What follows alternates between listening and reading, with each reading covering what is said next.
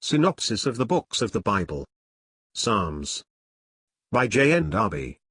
All Scripture is given by inspiration of God, and is profitable for doctrine, for reproof, for correction, for instruction in righteousness, that the man of God may be perfect, thoroughly furnished unto all good works. 2 Timothy 3 verses 16 and 17. Synopsis of the Books of the Bible. By John Nelson Darby. Psalms, 109. The individual and general application of the Psalms. It is certain that this psalm applies to Judas, but we shall see, in reading it, that we cannot apply all of it exclusively to him. And this is a help to us, to understand the way in which the Psalms are written.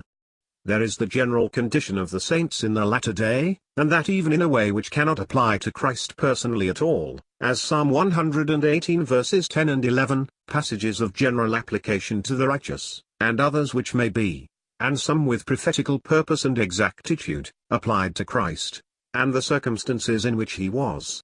All this has to be before the mind, and divine teaching sought. I have said that the application of the psalm was not exclusively to Judas. The greater part of it is in the plural number. Up to verse 5 from the outset, the enmity of the wicked, of the band of Jews hostile to Christ, and hostile to the godly remnant, is spoken of. Judas was a special instance of this wicked hatred against Christ. But I have no doubt of the general application of even this part, and that the judgments called for are general, and no prophetic revelation that Judas had wife and children or anything of the sort. Verse 20 makes indeed the generalization of the application of these deprecations certain. So we can have no doubt that the blessed Lord stood in this sorrow, but I have nonetheless, that it is merely as taking in grace the place of the remnant, and that the psalm applies to the remnant, who go through similar sorrows. Verses 30 and 31 show it.